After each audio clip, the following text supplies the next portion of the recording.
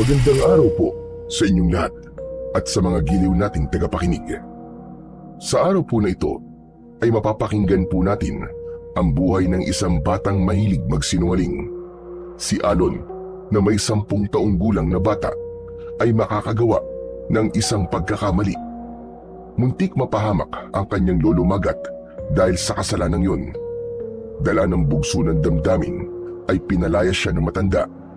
Dito niya makikilala ang isang bakunawang magbibigay sa kanya ng kakaibang kapangyarihan. Paano niya makukuha ang kakayahang tatapat sa pinuno ng mga aswang? Magtagumpay kaya siyang pigilan ang napipintong pagsalakay ng mga aswang? Ano-ano kaya ang mga bagay na matutuklasan niya? Ano ang mahalagang aral na matutunan ng batang sinungaling? Sama-sama po nating pakinggan ang buhay at pakikipagsapalaran ng batang isinuka ng bakunawa.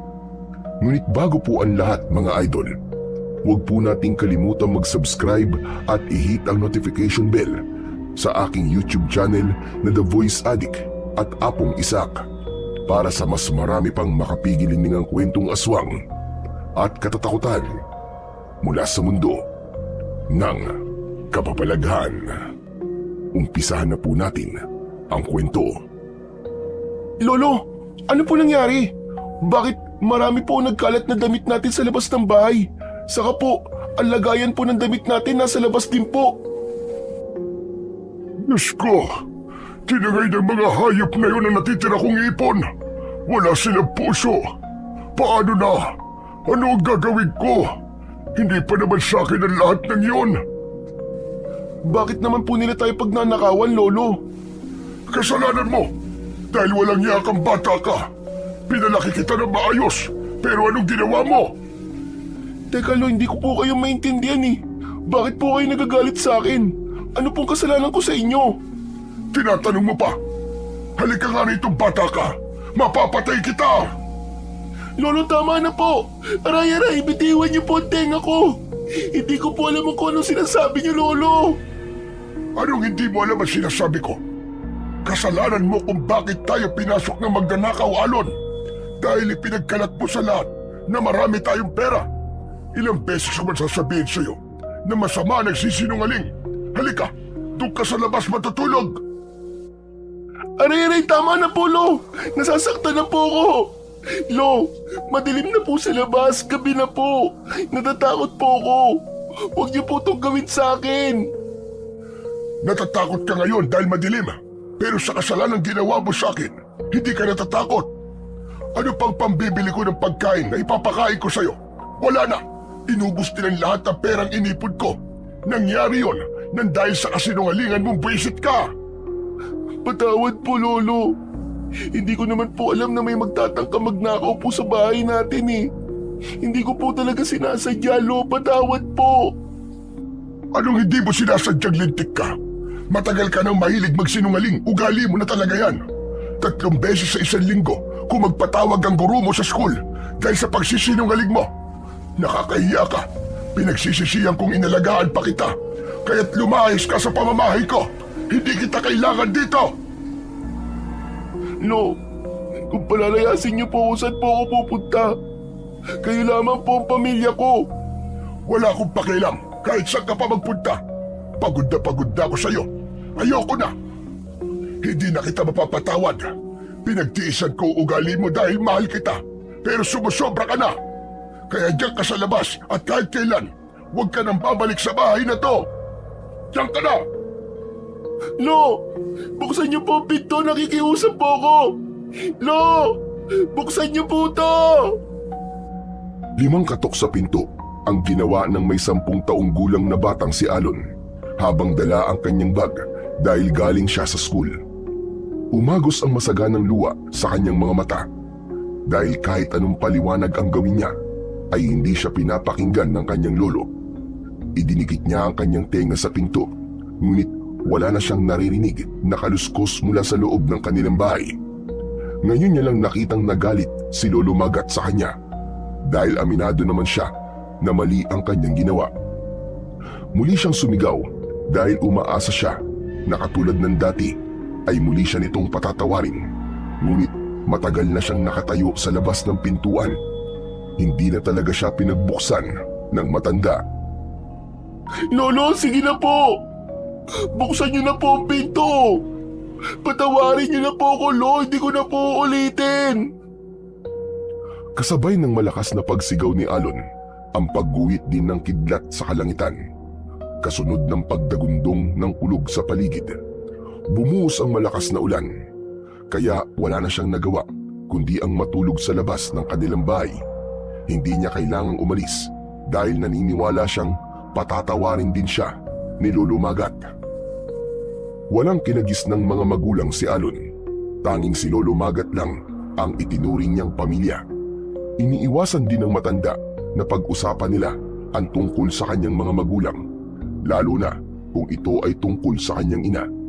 Kaya sa tuwing dumaranas siya ng kalungkutan, ginagawa niyang katatawanan ang mga taong nasa paligid niya. Lahat ay dinadaan niya sa biro upang matakluban ang totoong lungkot sa kanyang puso. Gumagawa siya ng kung ano-anong kalokohan upang mapansin siya ni Lolo Magat, hanggang sa tuluyang nasanay na siya sa madalas niyang pagsisinungaling. Ipinamalita niya sa lahat na marami silang pera, kaya naman pinasok ng magnanakaw ang kanilang bahay at muntik ikapahamak ng matanda.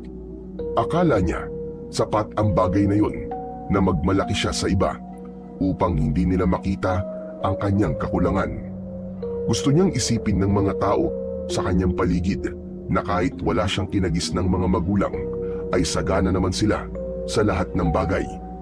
Minsan ay iniiwasan niyang magsinungaling, ngunit hindi niya napipigilan ang kanyang sarili. May minsan pa na kapag gusto niyang kumain ng magugustuhan niyang pagkain, ay magpupunwari siyang masakit ang tiyan para makalibre siya ng tanghalian. Mas madalas naman na kapag kumakain siya sa kanilang kantina, ay nilalagyan niya ng ipis ang natitira niyang pagkain para hindi na siya pagbayarin. Sa halip, bibigyan pa siya ng pera kapalit ng pananahimik niya. Ngunit ngayon ay alam niyang umabot na sa sukdulan ang galit ng matanda. Napabalikwas ng bangon si Alon nang marinig niya ang pagbukas ng pinto ng kanilang bahay. Kaya naman, gumuhit ang ngiti sa kanyang labi. Lolo Magat, papapasukin niyo na po ba ako? Imbis na magsalita ang matanda, ay tumapal sa kanyang muka ang dala nitong mga damit. Bumagsak ang mga yon sa sahig. Kitang-kita niya ang mga luha sa mga mata ng matanda at nanginginig ang katawan habang diretsyong nakatingin sa kanyang muka. Katulad ng sinasabi ko, wala ka nang babalikan sa bahay na to. Hindi na kita apo, kaya't makakaalis ka na. Lolo, ganun na po ba kalaki na gawa kong kasalanan para ganituhin niyo po ako? Hindi niyo na po ba ako mapapatawad? Hindi lang isa o dalawang beses kitang pinatawad. Tiniis ko ang ugali mo. Pero ngayon, ayoko na. Sawang-sawa na ako. Hindi na kita tatanggapin kahit na ano pa ang gawin mo. Kaya makakaalis ka na. Wala po kayong puso, Lolo. Umuulan po. Talaga bang gagawin niyo to sa akin? Hindi niyo na po ba ako mahal? Yun na nga eh. Masyado kitang mahal, kaya paulit-ulit na lamang kitang pinapatawad. Pero ang pagmamahal pala, lason kapag sumusobra na. Lolo, huwag niyo po akong iwan dito. Bigyan niyo pa po ako ng isa pang pagkakataon. Nakikiusap po ako. Hindi na po mauulit. Alon, ubus na ang pagkakataong ibinigay ko sa'yo. Kaya wala na akong magagawa. Tapos na ang pagpapahirap po sa akin, lintik ka. Naalagaan na kita at minahal. Panahon na siguro na sarili ko naman ang mahalin ko. Gusto ko pang humaba ang buhay ko. Kung may hiya pang natitira sa katawan mo, umalis ka na sa pamamahay ko. Sana, ito na ang huli nating pagkikita. Sabay talikod ng matanda sa kanyang harapan. Nang mga sandaling yun, ay hindi na malayan ni Alon na pumatak ang kanyang luha mula sa kanyang mga mata at umagos yun sa tigkabilaan niyang pisngi. Pakiramdam niya ay tinamaan siya ng libu-libong kutsilyo sa kanyang dibdib. Nanginginig ang kanyang tuhod. Tila bigla siyang natauhan sa lahat ng nagawa niyang pagkakamali. Kahit malakas ang ulan, ay umalis siya sa kanilang bahay. Dati ay takot na takot siya sa kulog at kidlat. Pero ngayon, tila naglalakad siya sa alapaap. Walang pakiramdam, kundi ang humahagulgul lamang na iyak. Habang ang kanyang suot na damit ay tuluyang nabasa na ng ulan. Wala siyang dinala ni isang gamit. Pati na ang kanyang bag ay iniwan niya rin. Habang pasigok-sigok na umiiyak sa paglalakad, ay hindi na malayan ni Alon na malayo na pala ang kanyang narating.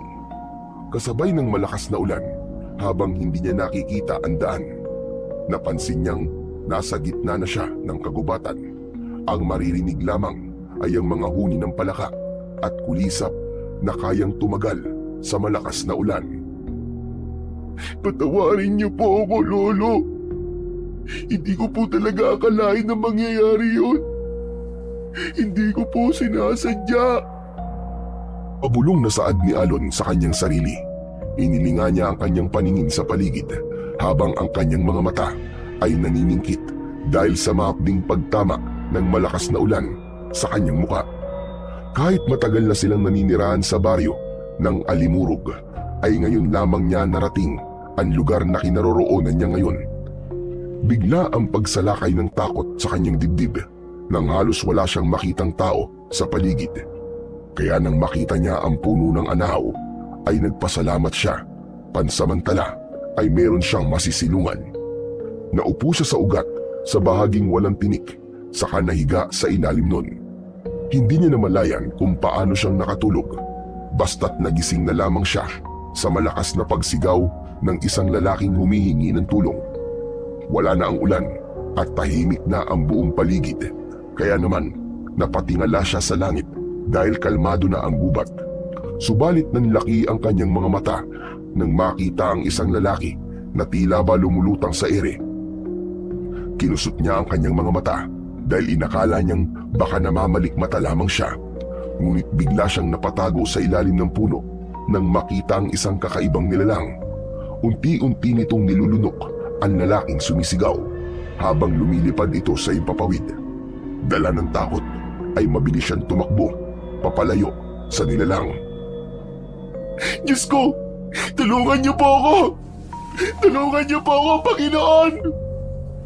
Halos hindi lumapat ang mga paa ni Alon sa lupa dahil sa labis na takot. Nawala ang kanyang pagod at napalitan ng mabilis na pagtibok ng kanyang puso. Maya-maya pa ay bigla siyang napatigil sa pagtakbo.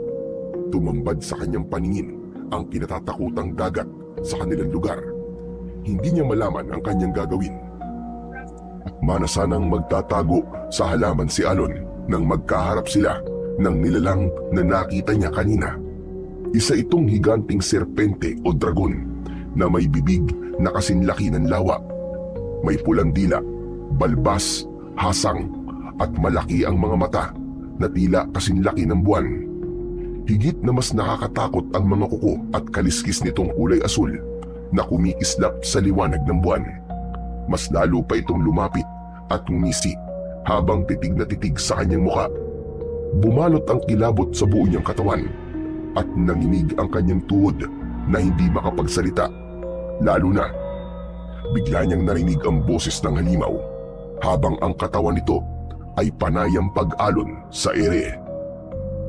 Naaamoy ko sa iyo ang kasinungalingan. Alam kong nakita mo ang paglulok ko sa lalaki kanina. Ganon din ang mangyayari sa batang katulad mo. Kahit hindi ka magsalita, alam kong saksakan ka na sinungaling bata. Totoo ba ang sinasabi ko? Hindi po. Hindi po ako sinungaling. Nagsisinungaling ka na naman. Tama ako sa mga sinabi ko. Hindi ko akalain na kahit mamamatay ka na, ay nakukuha mo pa rin na magsinungaling. Nakita mo ba kung ano ang ginawa ko sa lalaki kanina? Ganon din ang gagawin ko sa'yo. Wag po. Wala po ako nakita. Nakikiusap po ako. Huwag niyo po akong papatayin! Ngayon pa lang ay 2 beses ka na nagsinungaling. Alam mo bang ang pagsisinungaling ay maaari kang makapatay na tao, sumira ng buhay at magtulak sa kapwa na kapamakan. Minsan lang naging sakit, subalit ako'y natauhan. Muntik akong mapahamak ng dahil sa ginawa kong pagdangad ng higit na kapangyarihan. Kaya sinasabi nilang ako raw ang dahilan ng eklipse. Kilala mo na ba ako, kabata? Hindi po kita kilala. Parang awa niyo na po. Huwag niyo po akong sasaktan. Ang dahilan kung bakit wala pang nakakakita sa itsura ko ay dahil walang nakakaligtas sa akin. Pinapatay ko rin ang batang mahilig magsinungaling. Masaya kung madadagdagan ang pagkain ko. Ako nga pala, si Bakunawa, tagahatol sa mga batang sinungaling. Huwag po. Patawarin niyo po ako. Hindi na po ako uulit. Hindi na po ako magsisinungaling. Parang awa niyo na po. Patawarin niyo po ako. Talagang hindi ka na makakaulit, bata. Dahil lulukin kita ng buhay, katulad ng ginagawa ko sa buwan niyo. Alam mo ba ang alamat tungkol sa akin? Na dating meron kayong 7 buwan, subalit ang ginawa ko ay nilulok ko ang 6. Kaya naman, ikaw naman ang lulukin ko nang mabawasan ang mga batang sinungaling sa baryong ito. Huwag po. Nakikiusap po ako sa inyo. Huwag niyo po ako papatayin. Umagos ang masaganang luha sa mga mata ni Alon. Pakiramdam niya ay para na siyang hinahatulan sa harap ng maraming tao. Takot na takot siyang tumingin sa nagbabagang apoy na mga mata ni Bakunawa. Hindi siya naniniwala noon sa mga kwento ng matatanda tungkol kay Bakunawa.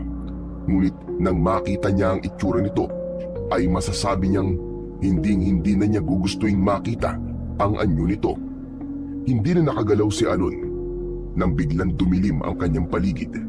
Naramdaman niya ang pagtama ng matalim na pangil ng Bakunawa sa kanyang payat na katawan.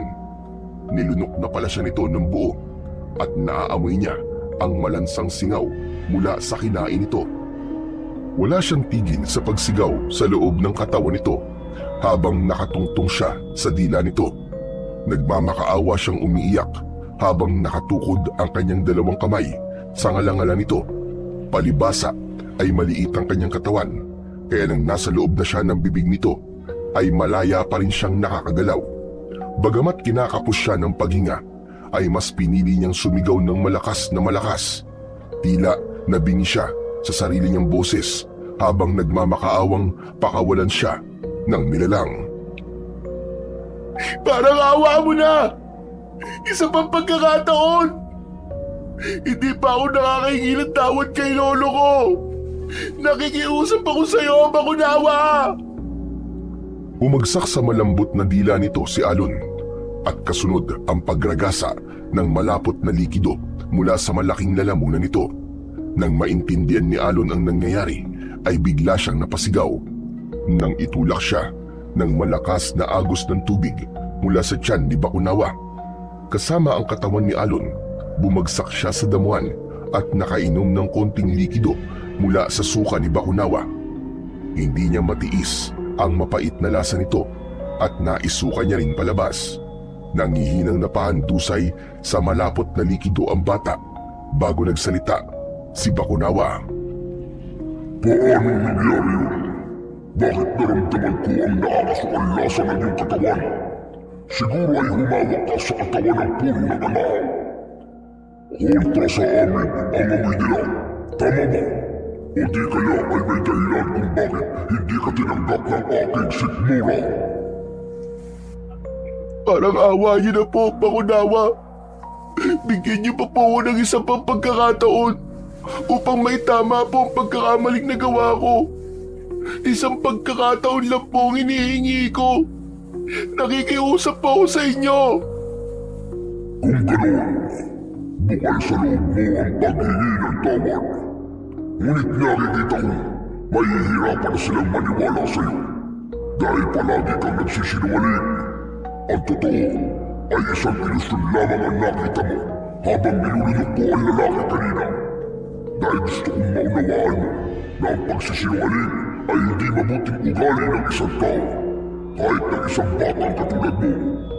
Bilang kapalit sa pagkakataong ibinibigay ko sa'yo, magkakaroon ka ng kakaibang kapangyarihan na kayang magbigay sa'yo ng kakayaang maging mabilis, malakas at mataas na pagtalon na parang lumulutang sa hangin. Tataglayin mo ang kapangyarihan ng apoy at tubig. Magiging isa ka ng makapangyarihang batang tagapangalaga ng aking bertud. Ngunit sa isang kondisyon, kailangan mong mabago at maibalik ang tingin ng mga tao sa'yo. Dahil sa oras na mabigo ka, mamamatay ka sa kamay ng masasamang elementong makakatalo sa'yo, kasama ng lahat ng mga taong nakatira sa baryong ito. Opo. Maraming salamat po sa pagtitiwala at pagbibigay sa akin ng pagkakataon. Huwag kang magpasalamat sa akin dahil ang lahat ng nangyari sa'yo ngayon ay bunga ng mali mong gawain. Kaya bilang kapalit, gumawa ka ng kabutihan. Pigilan mo ang nalalapit na pagsalakay ng itim na bakunawa. Teka, akala ko po, nag-iisa lang po kayong bakunawa. Katulad ng mga tao, may dalawa rin kaming uri ng nilalang. Ang itim na bakunawa ay lumalabas kapag merong lunar eclipse. Mapanganib kapag siya ang nagpapakita dahil lumalabas din ang masasamang elementong nilalang ng kadiliman. Kapag solar eclipse naman, ay ako ang namamahala. Ako rin ang pumipigil sa mga katulad nila. Kaya bilang pagpapalaganap ng katahimikan sa lugar na ito, kailangang malipol ang kanyang mga alagad. Kung ganun po, magkakaroon po ako ng isang misyon? Bilang kaparusahan sa mga ginawa mong kasalanan, tandaan mo, walang maaaring makaalam sa iyong misyon. Kung hindi, makakaramdam ka ng pananakit ng ulo at bigla ako magpapakita sa iyo. Sa bawat paggawa mo naman ng kabutihan, madadagdagan ang taglay mong kapangyarihan. Sa bawat mali na maitatama mo, ay mas lalo ka naman magkakaroon ng pagkakataong makalaya. Huwag mong tatakasan ang misyon dahil may bisa ang ating kasunduan sa oras na niloko mo ko.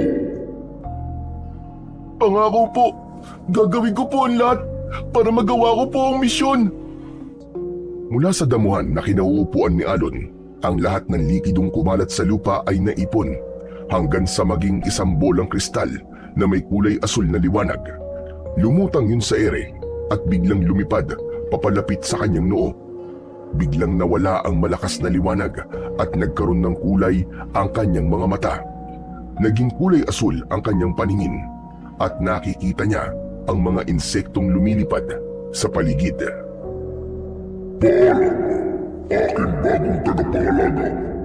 Babalik na muna ako sa aking tahanan. Kapag kailangan mo ng tulong, ilagay mo lang ang kanang kamay mo sa iyong dibdib at magpapakita ako sa iyo. Mag-iingat ka, Alon. Isang mabilis na pag-ikot sa ere ang ginawa nito at lumubog sa tubig ng dagat. Nang maglaho ang bakunawa sa harapan ni Alon, ay mabilis siyang tumakbo pabalik sa kanilang bahay. Ngunit pagdating niya sa gitna ng kagubatan, ay bigla niyang nakita ang mga nilalang na may nakakatakot na itsura. Isang aswang na una nang sinabi ni Bakunawa na pipigil sa kanyang pamamalagi sa baryo. Palagi na siyang makakakita ng mga nilalang na hindi nakikita ng mga ordinaryong tao dahil sa kanyang kulay asul na mga mata. Umaangil ang mga ito habang nilalantakan ang wala ng buhay na katawan ng isang lalaking may buhat na kahoy. Nag-aagawan ng mga ito sa paglapa sa katawan ng biktima. Pagkatapos nitong maubos ang laman loob ng lalaki, ay biglang natigilan ng mga ito at humarap sa kanya. Dito niya napansin na papalapit sa kanyang kinaroroonan ang mga nilalang. 5 nilalang ang nakikita niyang unti-unting lumalapit sa kanya. habang ang naaagnas na balat ay nakalaylay sa katawan na parang tela. Ang tiyan naman ay wakwak, habang ang nag-iisang bituka ay kitang-kita sa loob dahil sa butas-butas na katawan ng mga ito. Napaatras ng hakbang si Alon dahil sa nakakatakot na anyo ng mga nilalang. Huwag! Huwag kayong lalapit! Huwag kayong lalapit! Biglang nakalimutan ni Alon ang kanyang taglay na kapangyarihan dahil sa takot at labis na pagkagulat sa tinutukoy na nilalang ni Bakunawa. Natigilan siya nang sabay-sabay na sumugod sa kanya ang mga ito. Ngunit ang kanyang kamay ay biglang nagkaroon ng kulay asul na liwanag. Sa biglang pagkumpas ng kanyang kamay sa hangin, ay bigla niyang napansin na may malatubig na sumaboy sa katawan ng mga aswang. Parang binuhusan ng asido ang mga nilalang habang hindi malaman ang gagawin. Namimilog ang mga mata ni Alon. Halos nanginginig ang kanyang tuhod. Unti-unting humakbang ang mga ito papalapit sa kanyang kinaroroonan. Umalingaw-ngaw ang pag-angil sa gitna ng kakauyan. Dahilan para ang mga natutulog na mga ibong panggabi ay biglang nagliparan sa himpapawid. May pagkakataon na sana para tumakas, ngunit hindi niya yun ginawa dahil kung hindi niya mapapatay ang mga aswang ay baka may iba pang tao na mabibiktima ang mga ito.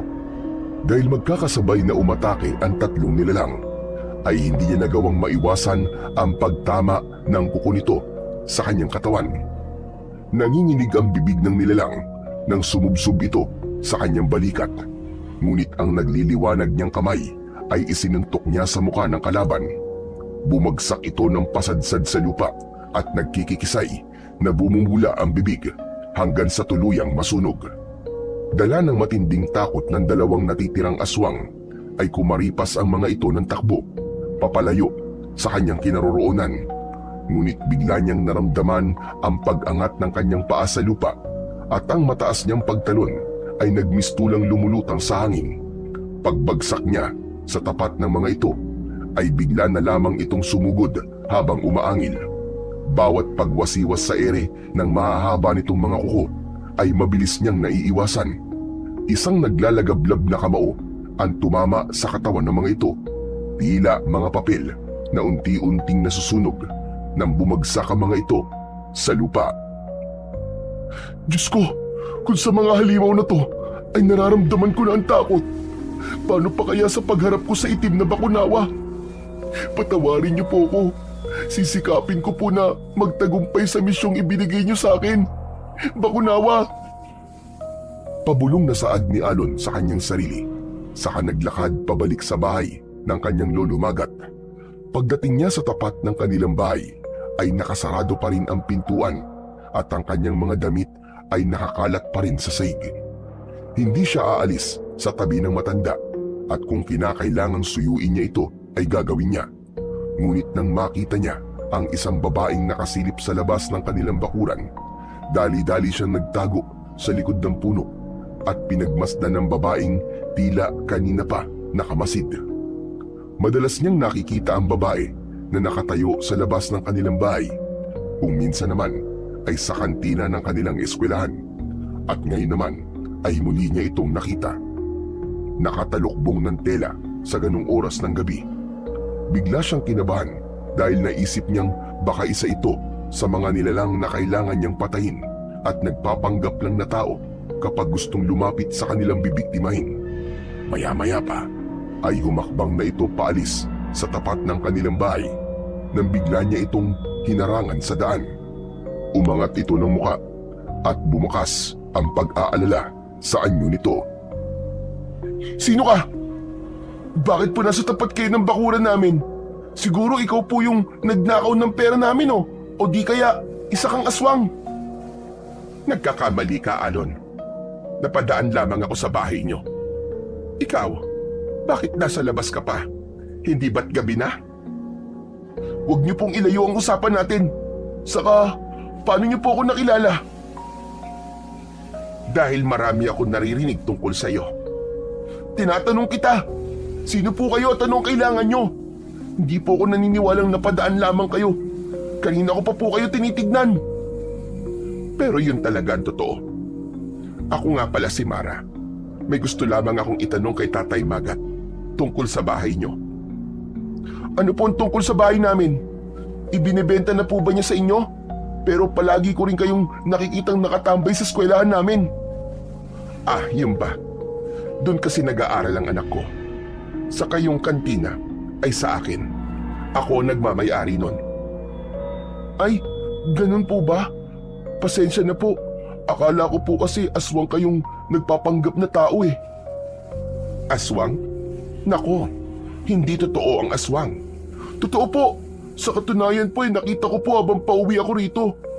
Kayo po, hindi po kayo dapat lumalabas ng bahay lalo na po kung gabi. Mapanganib po. Pwede naman po ninyong kausapin si Lolo bukas ng umaga eh. Wala kasing pagkakataon. Ikaw rin naman Bakit nasa labas ka pa rin ng bahay niyo? Teka, bakit parang basa yata ang suot mong damit? Nagpaulan ka ba? Hindi po. Pinalayas po kasi ako ni Lolo eh. Teka, hindi naman po yun ang pinag-uusapan natin eh. Yung tungkol po sa aswang ang sinasabi ko. Pagbabagong usapan nila ng babae, tila gusto ni Alon na maniwala sa kanya si Aling Mara. Ngunit imbis na maniwala ay tila lumikot ang mga mata nito at hindi makatingin sa kanya ng diretsyo. Bakas din na matinding pag-aalala sa mukha nito habang nanginginig ang mga kamay. Bakit po? Alam niyo rin po ba ang tungkol sa aswang? Hindi totoo ang aswang.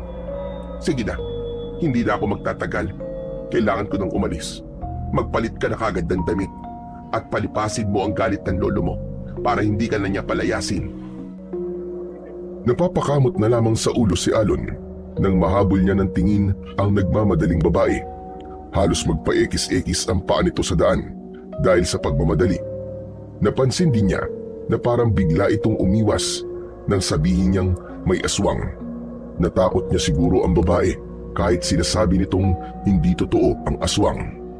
Iiling-iling na lamang na pumasok siya sa bakuran ng kanilang bahay at nahiga sa sahig ng balkonay.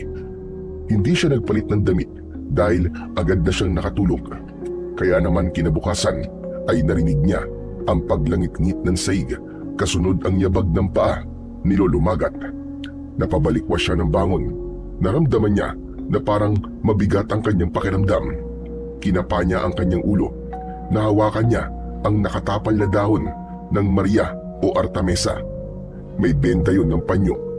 Halatang may nag-alaga sa kanya kagabi. Sinulyapan niya si Lolo Magat. Walang imik ang matanda habang nakaupo ito sa upuan ng balkonay at nakatalikod sa kanya.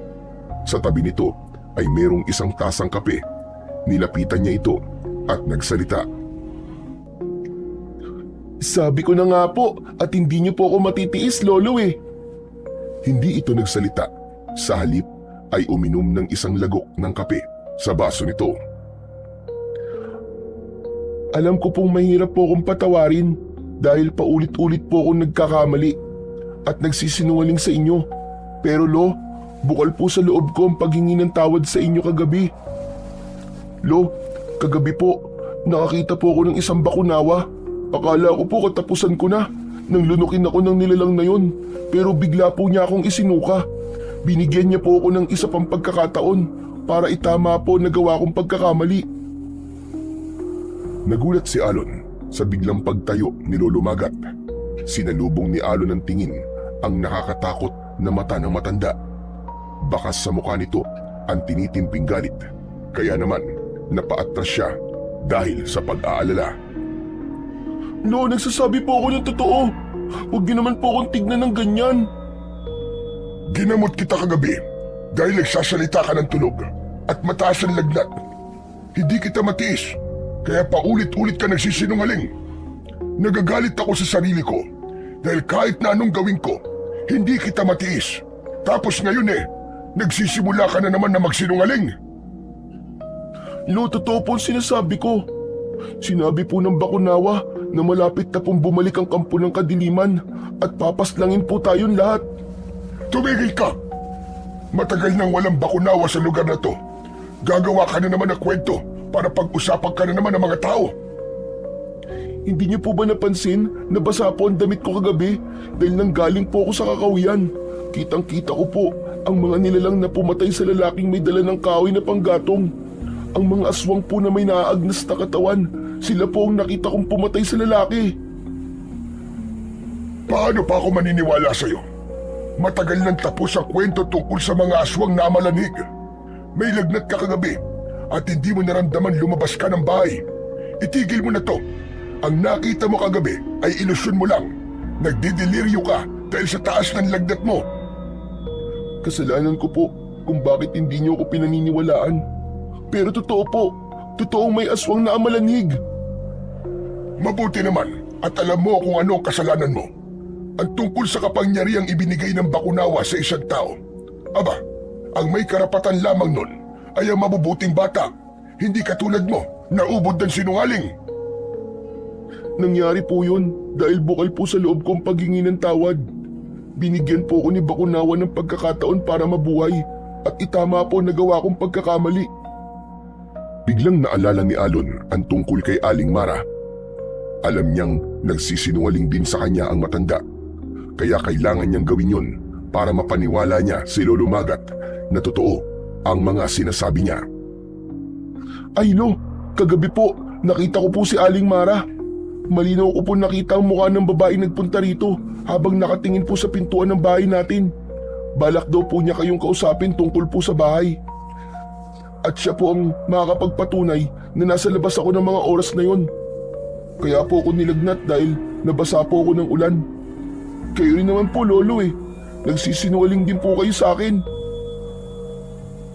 Biglang hindi nakapagsalita ang matanda at naupo sa upuang kahoy. Inubos nito ng tuluyan ng kape sa baso at tumingin sa ibang direksyon. Bakit hindi po kayo makapagsalita? Totoo bang balak nyo nang ibenta ang bahay natin? Bakit naman po ninyo gagawin yun?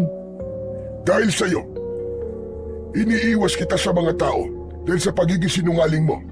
Nasasaktan ako dahil hindi kita pinalaki ng ganyan. Lolo, patawarin niyo po ako. Sa sasabihin ko, lahat naman po tayo nagsisinungaling eh. Bata lang po ako at ang pagkakamali ko ay tinatanggap ko dahil totoo po na nagsisisi na ako. Pero kayo ni minsan po, wala po kayong sinasagot sa mga tanong ko. Kung pwede po, kahit sa mga magulang ko na lang, sabihin niyo po kung nasan sila at bakit wala man lang akong alam tungkol sa kanila. Hindi po ba't kasinungalingan din ang tawag doon? May gusto ka bang palabasin? Sinasabi mo bang wala akong karapatang magalit sa'yo dahil isa rin akong sinungaling, ganun ba? Bago po ako nagsalita, humingi po ako ng tawad sa inyo, Lolo. Dahil lang gusto ko, paniwalaan niyo po ang sinasabi ko. Kailangan natin maganda sa pagsalakay ng kampo ng itim na Bakunawa. Itigil mo na to, Alon! Wala kang patunay na totoo ang sinasabi mo. Lolo, makinig po kayo sa akin, kahit ngayon lang po. Mahirap talagang paniwalaan ang sinasabi mo, Apo. Dahil wala pang nakakakita sa Bakunawa. Bahagi lamang siya ng kwento ng matatanda. Ngunit wala pang nakakakita sa totoo niyang itsura. Pero ako po, Lo, nakita ko po ang anyo niya at nakausap ko po ang Bakunawa. Akala ko po talaga nung katapusan ko na. Nung nilunok niya po ako, agad din niya po akong sinuka. Naipon po ang likidong lumabas sa kanyang bibig at pumasok po yun sa noo ko. Naririnig mo ba ang sinasabi mo sa akin, ha, Apo? Apo? Tinawag niyo po akong Apo. Hindi na po ba kayo galit sa akin? Hindi yun ang pinag-uusapan natin dito, kundi ang mga salitang lumalabas sa bibig mo, Alon. Kahit na sino makarinig sa mga sinasabi mo, walang maniniwala sa iyo. Yun na nga po ang misyon ko, Lolo eh. Ang baguhin po ang tingin ng mga tao sa akin at maging tagapagligtas ng baryong to sa bawat kabutihang... Hindi na naituloy ni Alon ang kanyang mga sasabihin sa matanda nang biglang sumakit ang kanyang ulo. Kaya't nadakot niya ito at napasigaw ng malakas, kasunod ng isang tinig na naririnig niya sa kanyang isip. Anong ginagawa mo?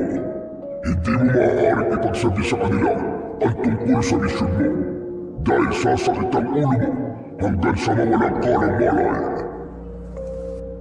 Opo, hindi na po ako magsasalita. Diyos ko, ano nangyayari sa iyo, apo ko? Lolo, ang sakit po ng ulo ko. Kasabay ng paglaho ng tinig ni Bakunawa sa kanyang isip, ay saka naman siya nakahinga ng maluwag. Hindi na siya nagsalita at iniwasang magsabi ng tungkol sa kanyang misyon. Habol ang hininga na napasandal siya ng upo sa dingding ng balkonahe. Maya-maya pa ay hindi na nagtanong ang matanda at pabuntong hininga na pinalipat siya ng higa sa loob ng kanyang kwarto. Saka lamang din napansin ni Alon na nagbago na ang suot niyang damit. Hindi niya namalayan na binihisan siya ng matanda kagabi. Tumayo siya at pumasok sa kanyang silid. Naupo siya sa gilid ng kanyang katre. Bigla niyang naisip na kausapin si Bakunawa. Inilagay niya ang kanang kamay sa kanyang dibdib. Maya-maya pa ay biglang nagpakita sa kanya ang malausok na muka ng Bakunawa. Ano po ba ang kailangan kong gawin, Bakunawa? Nahihirapan po ako mapaniwala si Lolo. Katulad ng sinabi ko, ang misyon mo ay hindi magiging madali. Labag sa parusa at sabihin sa kanila ang tungkol sa misyon. Kaya pinigilan kita kanina.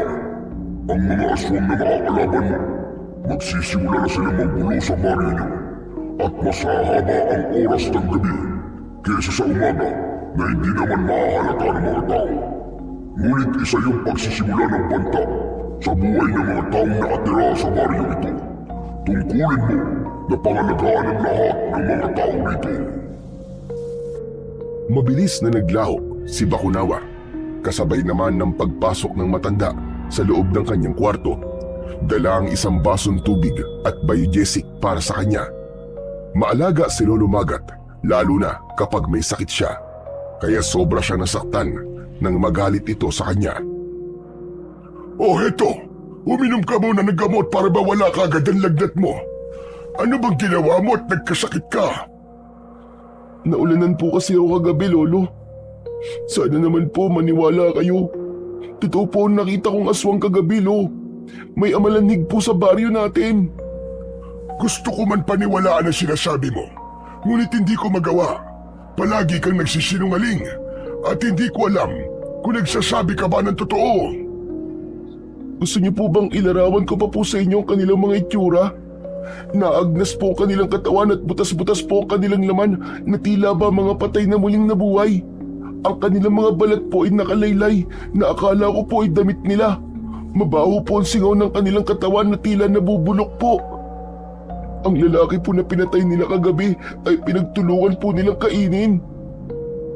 At sa ikadalawang araw ay mabubuhay ulit siya para maging isa ng amalanhig na ipapasa nila ang pagiging aswang sa kanilang biktima sa oras na makagat nila ito at malawayan. Para mapatay ang amalanhig ay kailangan silang sunugin. Takot din sila sa tubig kahit sa tubig ng ulan. Kaya ang dapat sa kanila ay patayin ng kapangyarihang apoy at tubig. Kung ganun po naniniwala na po kayo sa akin, Lolo.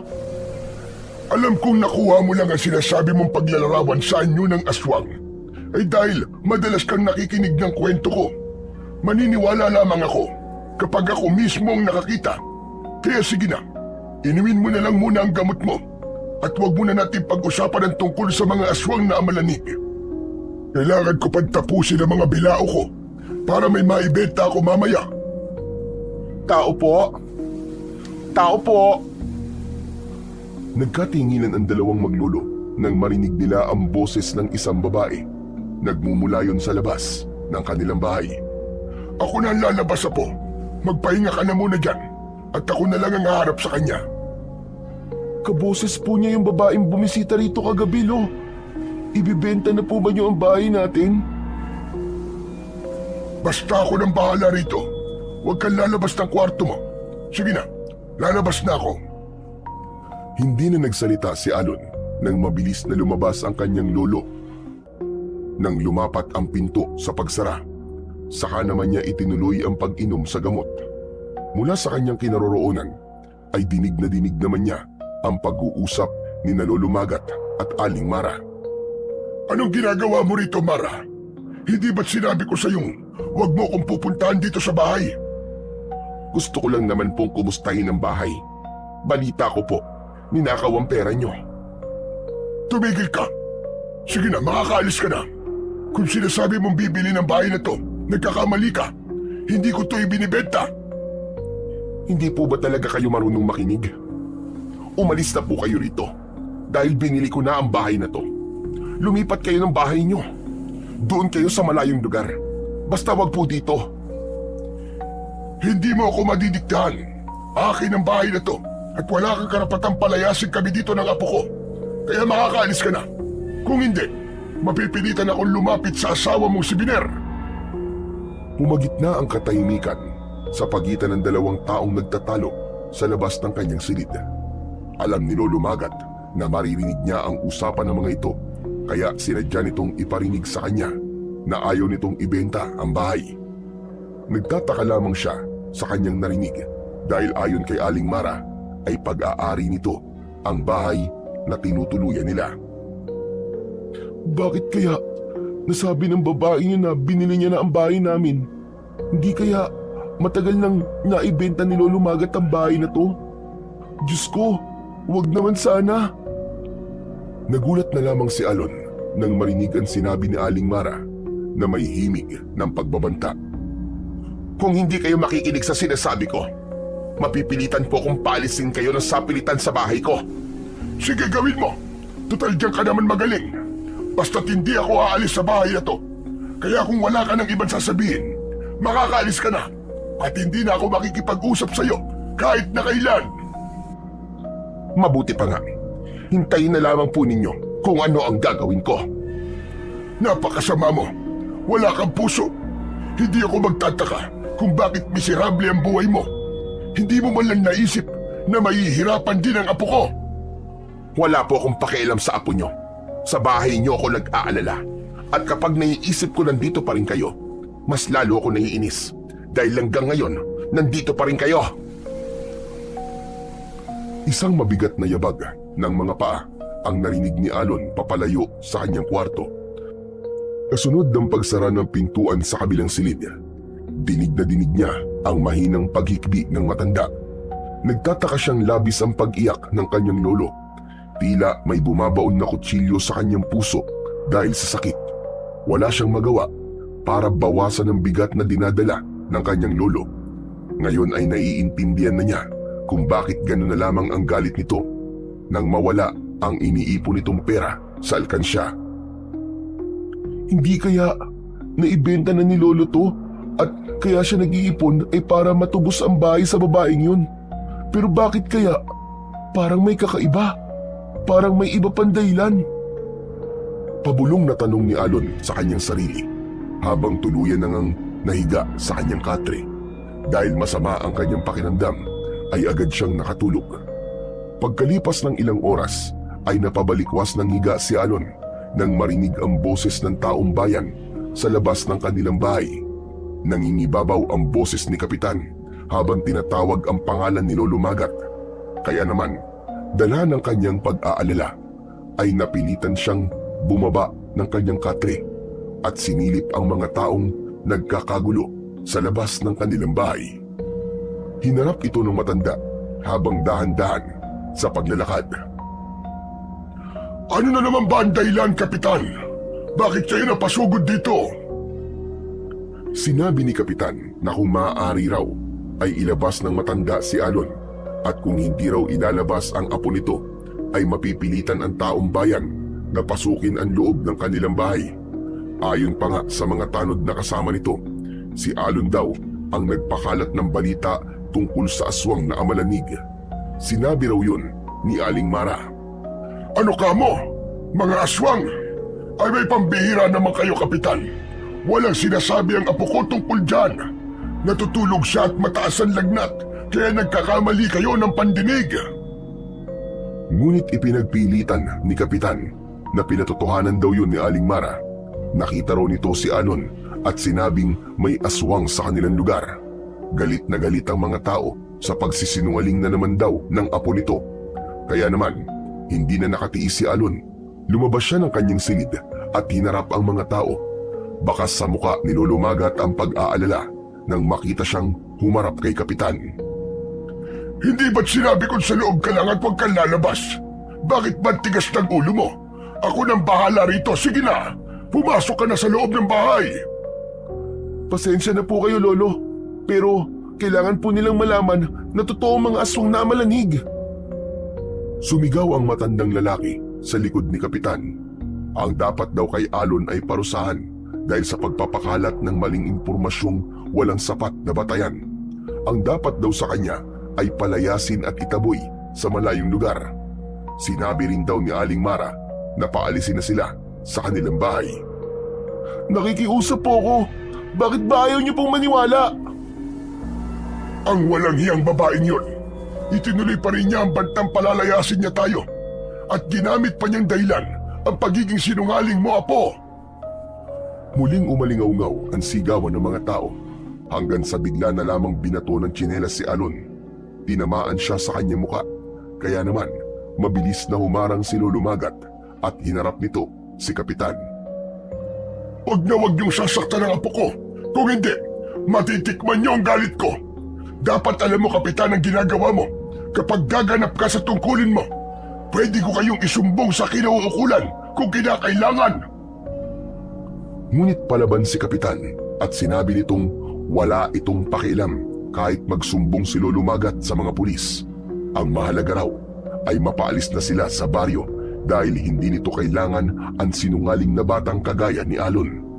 Nang mga sandaling yun ay naisip ni Alon na nagbunga na ang lahat ng pagkakamali niya dahil sa pagiging sinungaling niya ay wala nang gustong maniwala sa kanya.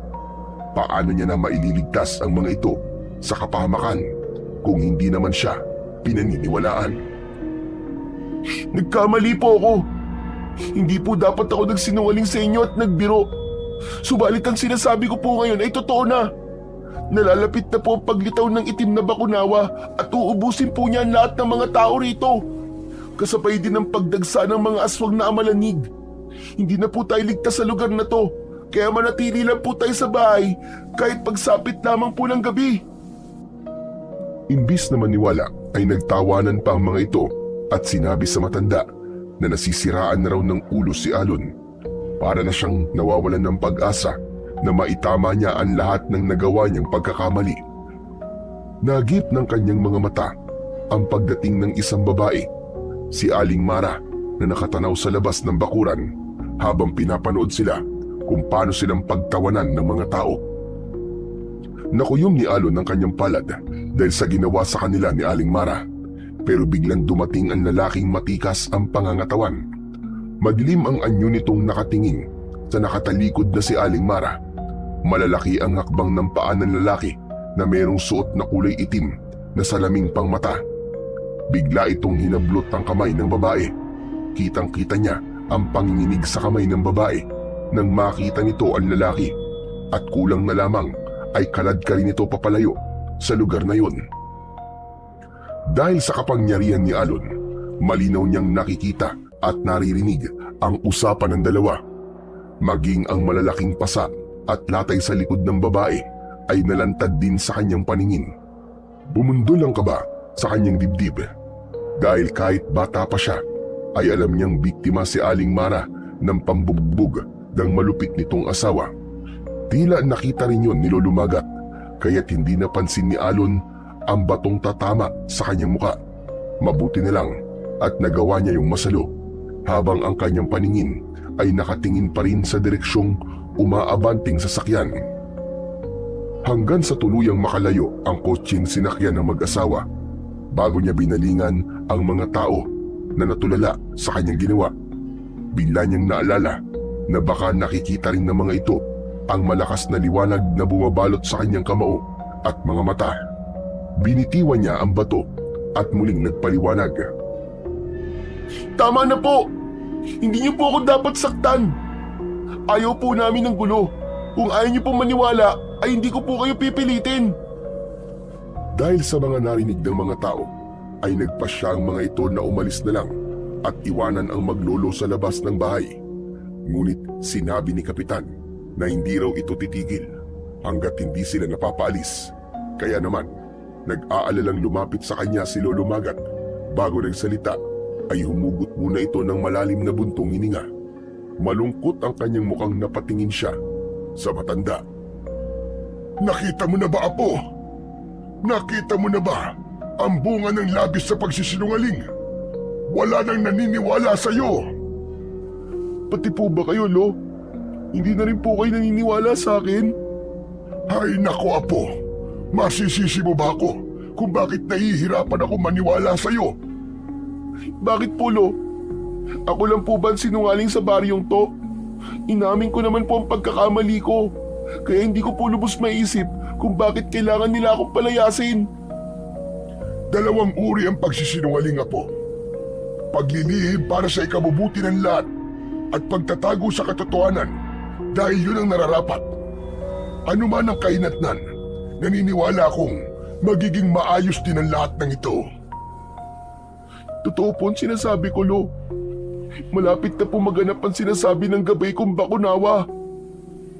Huwag ka na munang magbanggit-banggit ng kung ano-ano, Apo. Nang hindi na maulit ang pagsugod ng mga tao sa ating bahay. Sige po. Hindi na lamang po yun ang pag-uusapan natin. Gusto ko lang po talaga magtanong, Lo. Sino po ba talaga si Aling Mara? Bakit kailangan niya po tayong paalisin sa bahay natin? May mga bagay na hindi mo na kailangan malaman, Apo. Usapang pangmatanda ito. Dahil po ba bata pa po ako? Pero naiintindihan ko na po kung ano ang nakita ko kanina.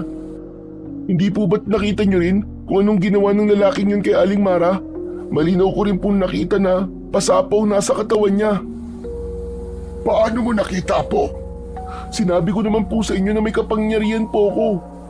Ibinigay po to sa akin ni Bakunawa. Ang dalawang klase po ng kakayaang tataglayin ng batang isinuka ng Bakunawa ayaw magkaroon ng bilis at lakas. Kung ganun, totoo ang sinasabi mong nakakausap mo ang Bakunawa? Opo, at siya rin po nagsabi na may paparating po na malaking kaguluhan. Dahil babalik na raw po ang itim na Bakunawa para patayin ng mga tao dito sa baryo. Ang sabi po niya ay makakaranas daw po tayo ng mahabang oras ng gabi kapag daw nagsimula na ang itim na Bakunawa. Diyos ko, hindi maaari ang sinasabi mo. Naramdaman ni Alon ang pagbalot ng malakas na enerhiya sa kanyang katawan. Kaya nalaman niyang naniniwala na sa kanya si Lolo Magat. Dala ng tuwa ay napayakap siya sa bewang nito. Marami pong salamat, Lo, dahil naniniwala na po kayo sa akin. Aba teka, paano mong nalaman na pinaniniwalaan ko na ang mga sinasabi mo? Basta po, Lo, hindi ko po maaaring sabihin, pero nararamdaman ko po, hindi na ako nag-iisa sa labang to. Sige na, pumasok na tayo sa loob ng bahay. Mabuti na lamang at nawala na ang lagnat mo. Kahit papano ay nakahinga siya ng maluwag dahil meron na siyang mapagsasabihan ng mga bagay na nakikita niya sa kanyang paligid. Pagpasok nila sa loob ng kanilang bahay ay umupo sila sa upuang kahoy paharap sa lamesa. Tumayo si Lolo Magat at lumapit ito sa lagayan ng kanilang mga damit. Binuksan ito ang pinto ng lumang aparador at kinuha nito ang maliit na tambol na halos kasinlaki lang ng kanilang timba bago ibinigay ng matanda kay Alon. Ano pong gagawin ko dito, Lolo? Hindi po ba isa tong tambol? Hindi lang yan basta tambol, Apo. Isang makapangyarihang tambol yan na magtataboy sa masasamang enerhiya sa paligid. Pero hindi naman po ako marunong tumugtog nito eh. Kahit hindi ka magaling tumugtog ng tambol, ang mahalaga, patugtugin mo yan sa oras na dumating ang itim na Bakunawa. Kaya ginugulo niya ang mga tao sa baryo dahil alam niyang tahimik ang lugar na ito. Ngunit kung ito ay maingay, hindi sila makakalapit at masasaktan sila sa pamamagitan ng tunog ng tambol.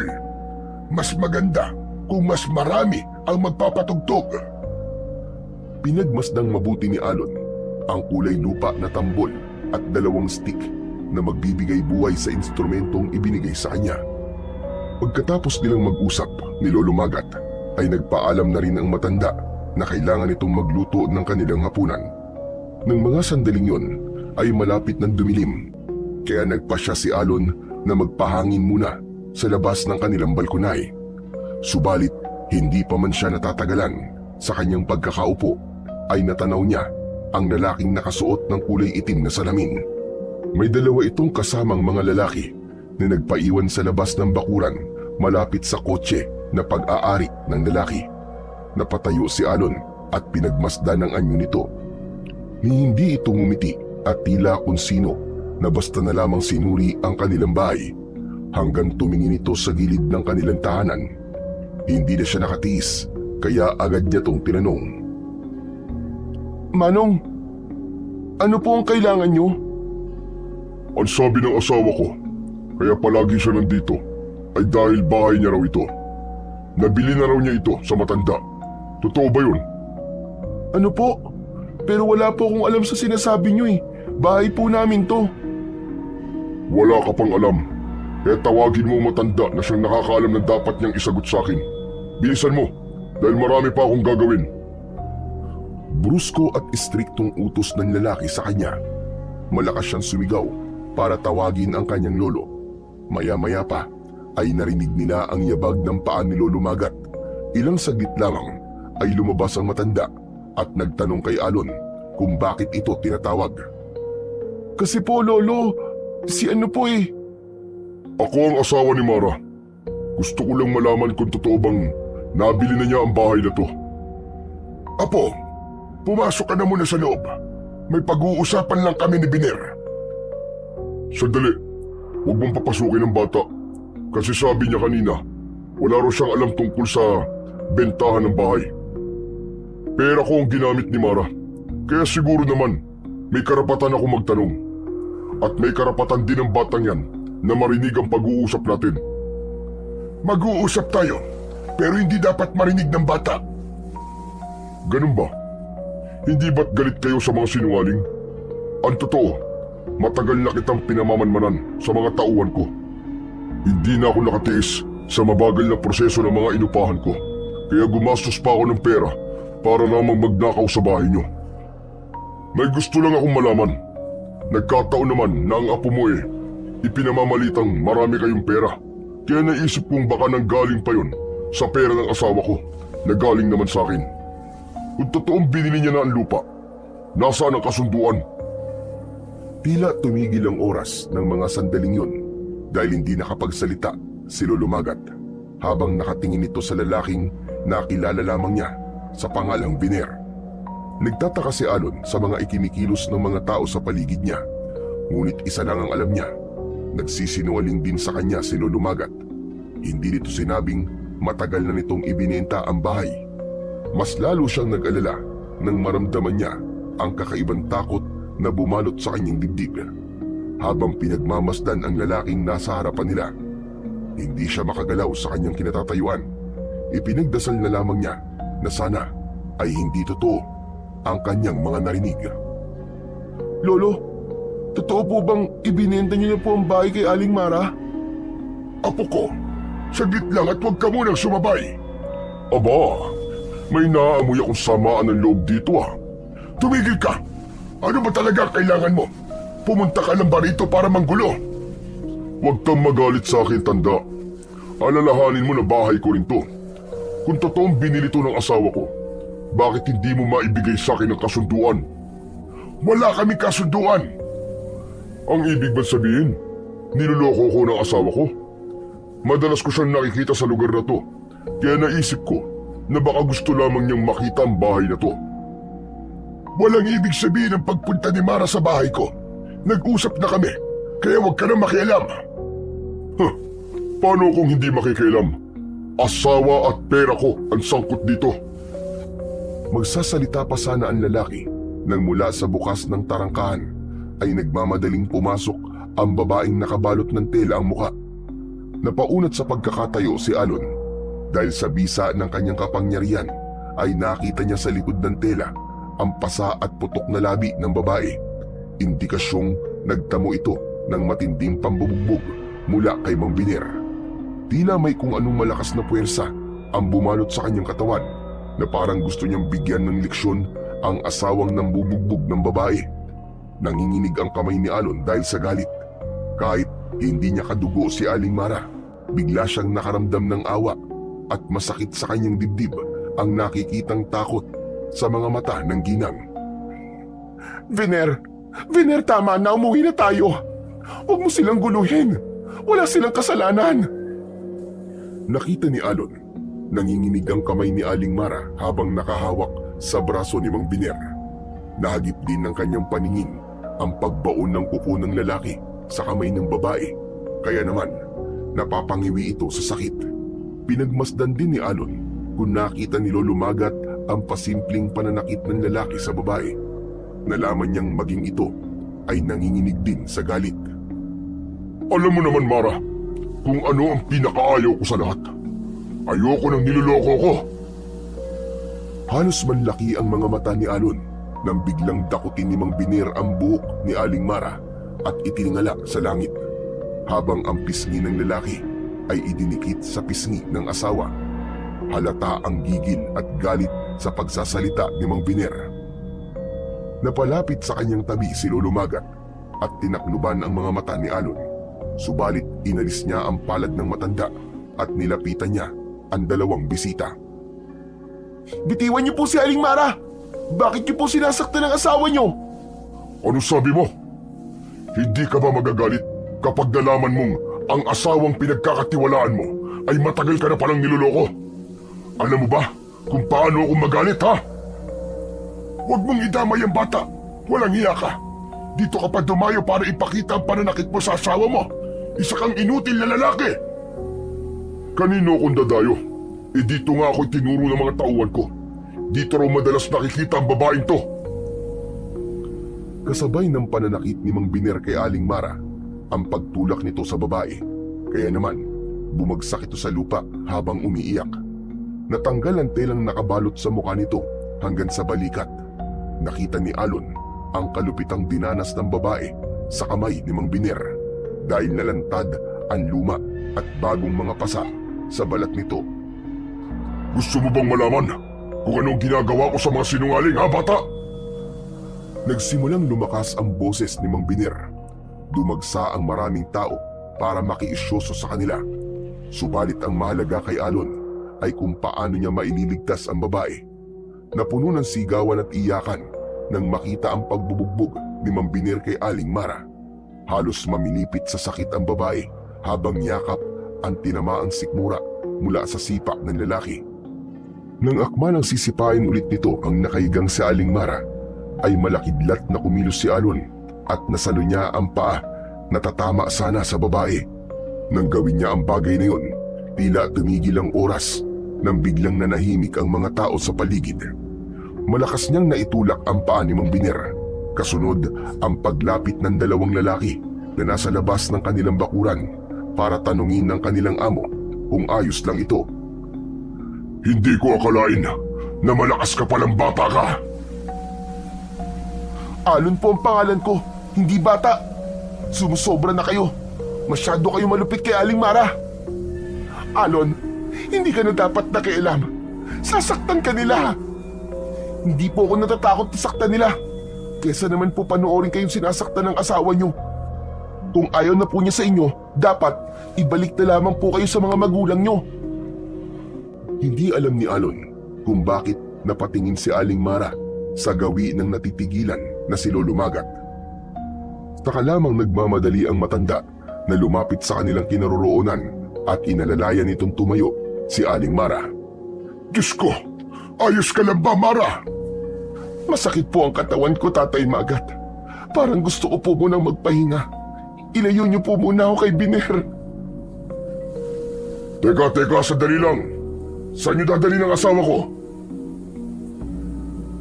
Kung paulit-ulit niyo po sinasaktan ng asawa niyo, hindi asawa ang tawag doon, kundi punching bag. Malupit kayo, Mang Biner. Abat, anong karapatan mong pigilan ako? Magpasalamat ka at hindi ako pumapatol sa bata.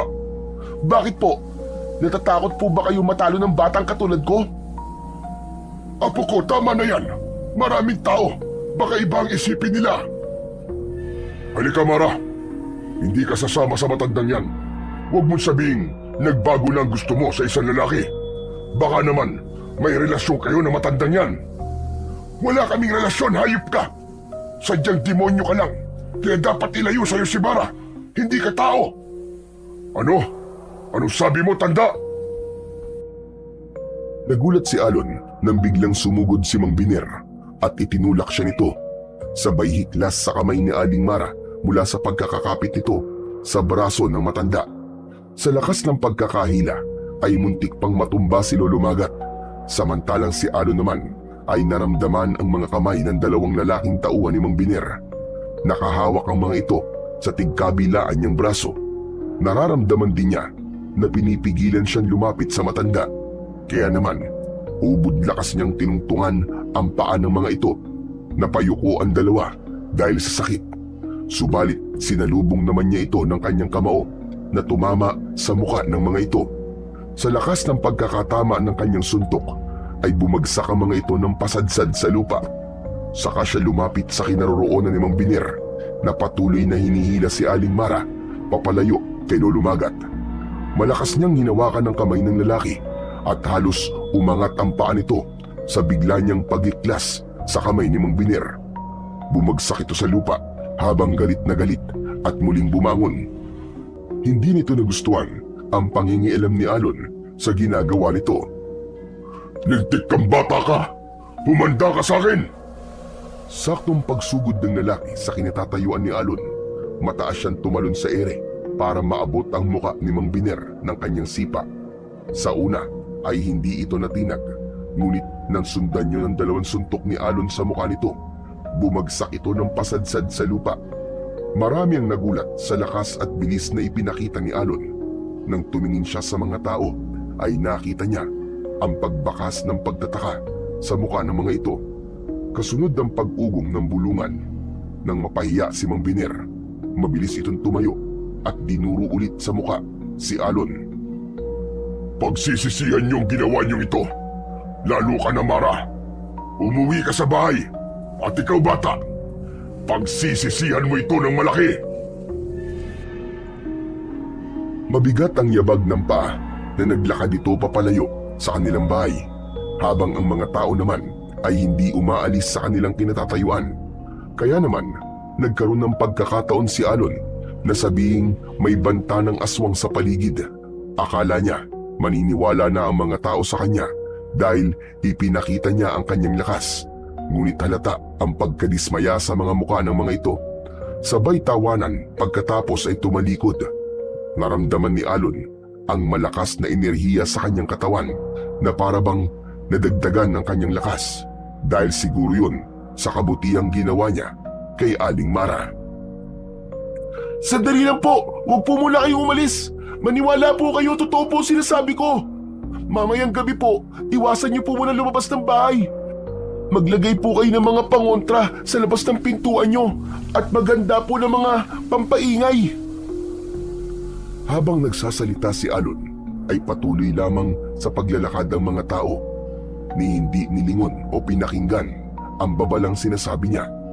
Sa halip, narinig niya sa isang lalaki na nagsisinungaling na naman daw siya. Masyado raw siyang pasikat upang makuha ang simpatya ng mga tao. Tila kutsilyo yun na bumaon sa kanyang dibdib. Parang nawawala na siya ng pag-asa na mababago pa niya ang tingin ng mga tao sa kanya. Kaya naman, nahabol na lamang niya ng tanaw ang taong bayan. Kasabay ng pag-andar ng kotse ni Mang Biner, ang pagkalat naman ng katahimikan sa kanyang paligid. Malungkot siyang sumulyap sa kinatatayuan ni Lolo Magat habang inaalalayan nito ang nanghihinang si Aling Mara. Kaya lang, hindi niya maiwasan na mabuo ang maraming katanungan sa kanyang isipan, na kahit sa murang edad niya ay alam niyang merong itinatagong lihim sa kanya si Lolo Magat. Isang katanungan na gusto niyang marinig ang kasagutan. Wala siyang imik na sumunod sa dalawa papasok sa kanilang bahay. Pagdating nila sa loob ay mabilis na kumilos si Lolo Magat para ikuha si Aling Mara ng mga gamot sa luma nitong aparador. Saka lamang nagsimulang mapahagulgul ng iyak si Aling Mara. Tumagal halos ng ilang oras ang panggagamot ng matanda sa babae. Ni hindi narinig ni Alon na nag-usap ang mga ito tungkol sa nangyari. Saktong pagdilim ng paligid ay biglang lumitaw ang malakas na liwanag sa kanyang noo. Mula sa labas ay napansin niya ang paikot-ikot na gabay niyang bakunawa. Hindi niya natatandaan na tinawag niya ito Kaya naman, upang hindi makalata ang kanyang mga kasama, ay lumabas siya sa kanilang bahay at iniwan niya ang dalawa. Bakit po kayo nagpakita sa akin? May mahalaga lamang akong ipaparating sa iyo. Mamaya ay sasalakay na ang mga aswang na amalagin. Tabihan mo ang mga tao na kahit na anong mangyari ay huwag na huwag silang lalabas ng kanilang bahay. Mag-iingat ka dahil marami ang makakalaban mo. Pero paano po yun? Hindi nga po sila naniniwala sa akin eh. Kahit na ano po sabihin ko, hindi sila nakikinig. Ano pong gagawin ko? Nawawalan na po ako ng pag-asa na makakamit ko pa po ang pagbabago sa kung ano po ang tingin nila sa akin. Ngayon lamang po nagiging malinaw sa akin ng lahat na ito po pala ang epekto ng kasalanang nagawa ko. Huwag mong masyadong damdamin ang sinasabi ng iba. Ang mahalaga ay nakikita ko naman na ginagawa mo ang tama. Sa katunayan, 2 beses ka nang gumawa ng kabutihan sa iyong kapwa. Sapat na yun para masabing hindi ako nagkamali ng pagpili sa iyo. Pero natatakot po ako, mahal na Bakunawa. Baka po mabigo lamang ako at tuluyan yung paslangin. Hindi ako ang papatay sa iyo, Alon. Kapag nabigo ka, ang pinuno ng aswang na amalagig ang papatay sa iyo. Subalit ngayong gabi ay magaganap na ang pag-aalay sa itim na Bakunawa. At natitiyak kong kapag nalaman nilang ikaw ang nagtataglay na kapangyarihan mo, ay pagtatangkaan nila ang iyong buhay. Aagawin nila ang berput sa loob mo. Bumundol ang kaba sa dibdib ni Alon nang marinig niya ang sinabi ng Bakunawa. Kaya nang maglaho ito sa kanyang paningin, ay malungkot siyang bumalik sa loob ng kanilang bahay. Subalit hindi niya inaasahan ang maririnig na pag-uusap ng dalawa. Ang tigas po kasi ng ulo niyo eh. Sinabi ko na po sa inyo na umalis na lamang po kayo sa baryo. Kailan ka pa ba niya binubugbog? Bakit nagtitiis ka sa lalaking yon? Alam naman po ninyo kung gaano kalaki ang impluwensya ni Biner.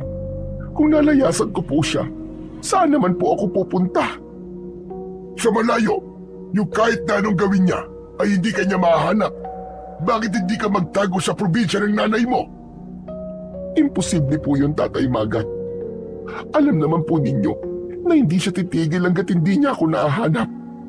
Ilang beses ko nang ginawa ang bagay na yon, pero natatagpuan pa rin niya ako kahit saan ako magpunta. Pag nauhuli niya po ako, doon na po niya ako binubugbog. Takot na takot ako na walang magawa, kundi tanggapin na lamang ang pananakit niya. Ano na ang plano mo ngayon? Uuwi na lamang po ako, kesa ang madamay na naman po kayo ni Alon. Hanggang kailan ka ba magtitiis, Mara? Ano ba kasi ang totoo? Bakit hindi ka magsabi kung bakit takot na takot ka sa kanya? Nakita mo ba kung paano kang ipagtanggol ni Alon? Alam kong may kakaiba sa batang yon. Ngunit nag-aalala ko, natatakot akong pati siya ay balikan ni Biner. Kaya nga po umalis na kayo. Hindi po ba't binigyan ko kayo ng pera para makapagsimula kayo ng bagong buhay?